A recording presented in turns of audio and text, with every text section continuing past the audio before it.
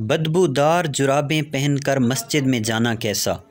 کیا فرماتے ہیں علماء دین و مفتیان شرع متین اس مسئلے کے بارے میں کہ آج کل سردی سے بچنے کے لیے بہت سے لوگ جرابیں استعمال کرتے ہیں۔ جرابوں کے ساتھ اگر زیادہ دیر تک بوٹ پہنے جائیں تو بعض لوگوں کے پاؤں سے عجیب سی بدبو آنا شروع ہو جاتی ہے۔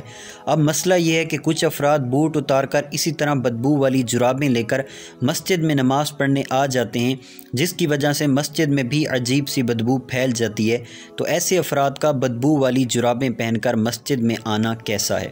جواب سننے سے پہلے تمام دوستوں سے گزارش ہے کہ اگر آپ ہمارے چینل پر نئے ہیں تو چینل کو ضرور سبسکرائب کریں، ویڈیو کو لائک اور ثواب کی نیت سے شیئر کریں۔ چلیے اب ہم اپنا جواب سنتے ہیں۔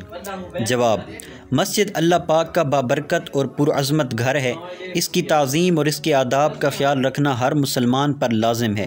مسلمانوں کو حکم ہے کہ وہ مسجد کو پاک و صاف رکھیں اور ایسا کوئی بھی کام نہ کریں جو مسجد کی تعظیم اور اس کے آداب کے خلاف ہو۔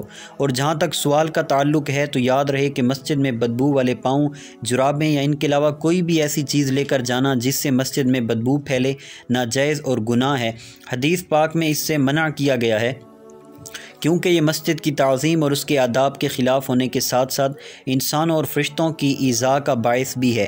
لہذا جرابوں کے ساتھ زیادہ دیر تک بوٹ پہننے کی وجہ سے اگر پاؤں سے بدبو آنا شروع ہو جائے تو ایسے افراد کے لیے حکم یہ ہے کہ وہ جرابیں اتار کر اچھے طریقے سے پاؤں دھو کر مسجد میں داخل ہوں۔ نیز بدبو والے بوٹ اور جرابیں بھی حفاظت کے انتظام کے ساتھ ایسی جگہ پر رکھیں کہ جہاں سے مسجد میں بدبو نہ آئے۔ مسجد کو پاک و صاف رکھنے کے حوالے سے اللہ تعالیٰ ارشاد فرماتا ہے، ترجمہ کنز العرفان: اور ہم نے ابراہیم و اسماعیل کو تاکید فرمائی کہ میرا گھر طواف کرنے والوں اور اعتکاف کرنے والوں اور رکوع و سجود کرنے والوں کے لیے خوب پاک صاف رکھو۔ اس آیت کے تحت تفسیر صراط الجنان میں ہے۔ اس سے معلوم ہوا کہ خانہ کعبہ اور مسجد حرام شریف کو حاجیوں، عمرہ کرنے والوں، طواف کرنے والوں، اعتکاف کرنے والوں اور نمازیوں کے لیے پاک و صاف رکھا جائے۔ یہی حکم مسجدوں کو پاک و صاف رکھنے کا ہے، وہاں گندگی اور بدبودار چیز نہ لائی جائے۔ یہ سنت انبیاء علیہم السلام ہے۔ اور حضرت عائشہ رضی اللہ تعالی عنہا سے مروی ایک حدیث میں ہے، ترجمہ: حضور صلی اللہ علیہ وآلہ وسلم نے محلوں میں مسجدیں بنانے اور انہیں پاک صاف اور معطر رکھنے کا حکم ارشاد فرمایا ہے۔ مسجد کو بدبو سے بچانے کے متعلق سنن نسائی میں حضرت جابر رضی اللہ تعالی عنہ سے مروی ہے، وہ فرماتے ہیں کہ حضور صلی اللہ تعالی علیہ وآلہ وسلم نے ارشاد فرمایا، ترجمہ: جو اس درخت سے کھائے، پہلے دن آپ نے لہسن کا فرمایا، پھر لہسن، پیاز اور گندنا یعنی لہسن کے مشابہ ایک بو والی سبزی کا فرمایا، تو وہ ہماری مسجد کے قریب نہ آئے، کیونکہ انسان جس چیز سے تکلیف محسوس کرتے ہیں فرشتے بھی اس سے تکلیف محسوس کرتے ہیں۔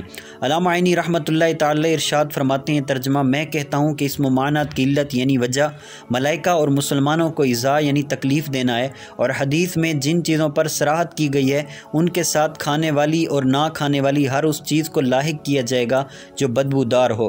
اور یہاں خاص طور پر لہسن اور دیگر احادیث میں پیاز اور گندنا کو بھی ذکر کیا گیا ہے، کیونکہ ان چیزوں کو کثرت سے کھایا جاتا ہے، ورنہ ممانعت ہر بدبو والی چیز کے ساتھ خاص ہے۔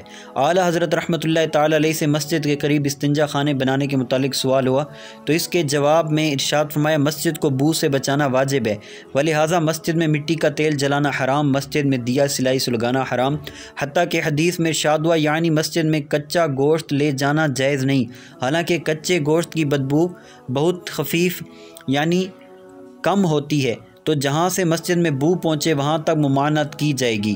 یہ خیال نہ کرو کہ اگر مسجد خالی ہے تو اس میں کسی بو کا داخل کرنا اس وقت جائز ہو کہ کوئی آدمی نہیں جو اس سے ایذا پائے گا، ایسا نہیں، بلکہ ملائکہ بھی ایذا پاتے ہیں اس سے جس سے ایذا پاتا ہے انسان۔ مسجد کو نجاست سے بچانا فرض ہے۔ واللہ اعلم عز وجل ورسولہ اعلم، صلی اللہ تعالی علیہ وآلہ وسلم۔